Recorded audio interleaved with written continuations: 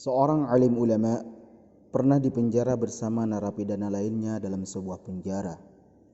Dia dikenal sebagai imam ahli fiqh dan hadis. Di tengah-tengah mereka ada seorang penjahat yang terkenal. Penjahat ini sangat menghormati sang alim, bahkan banyak membantunya di dalam penjara dan sering memesankan makanan yang baik untuknya dari luar penjara. Suatu hari, penjahat ini melihat sang alim mengeluh sakit karena luka yang ia alami akibat siksaan yang ia terima. Lalu penjahat ini berbisik kepadanya, "Wahai imam, sungguh mereka menyiksamu bukan? Dan engkau tahu bahwa saya disiksa jauh lebih berat darimu, agar saya mengakui diriku bahwa saya adalah pencuri, tetapi saya adalah seorang lelaki yang kuat dan tidak mau mengakui itu. Bahkan saya justru bersabar dengan siksaan itu.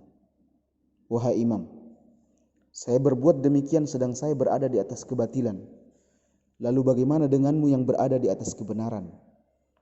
Engkau harusnya lebih kuat dan jangan sekali-kali terlihat lemah, wahai imam. Karena sesungguhnya orang yang berada di atas kebenaran harus lebih kuat lagi daripada orang yang berada di atas kebatilan."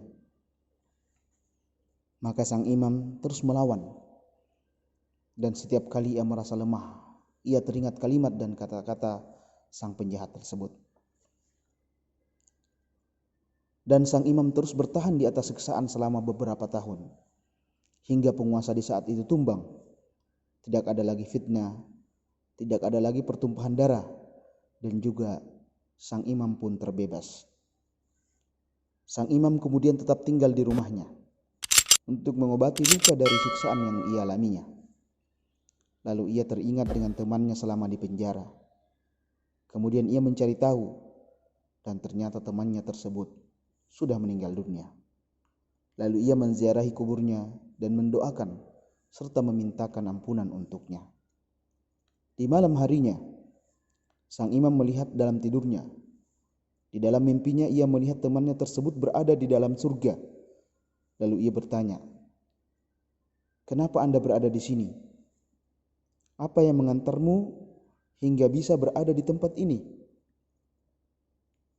Lalu temannya menjawab, "Saya bertaubat kepada Allah Subhanahu wa Ta'ala, dan Allah menerima taubatku lantaran saya pernah menasihatimu agar tegar dalam kebenaran dan sabar terhadap ujian dan siksaan yang engkau alami demi tegaknya kalimat Allah Subhanahu wa Ta'ala di bumi." Pelajaran yang kita bisa ambil dari kisah tersebut: tegarlah di atas kebenaran, karena mereka yang berada di atas kebatilan juga tidak pernah putus asa. Jika kita merasa capek, sulit, sakit karena membela kebenaran, maka mereka pun juga merasakan demikian. Hanya saja yang membedakan kita adalah kita mempunyai harapan di sisi Allah Subhanahu wa Ta'ala, sedangkan mereka yang berada di atas kebatilan tidak akan mendapatkan itu. Hadainallahu wa iyyakum ajma'in. Assalamualaikum warahmatullahi wabarakatuh.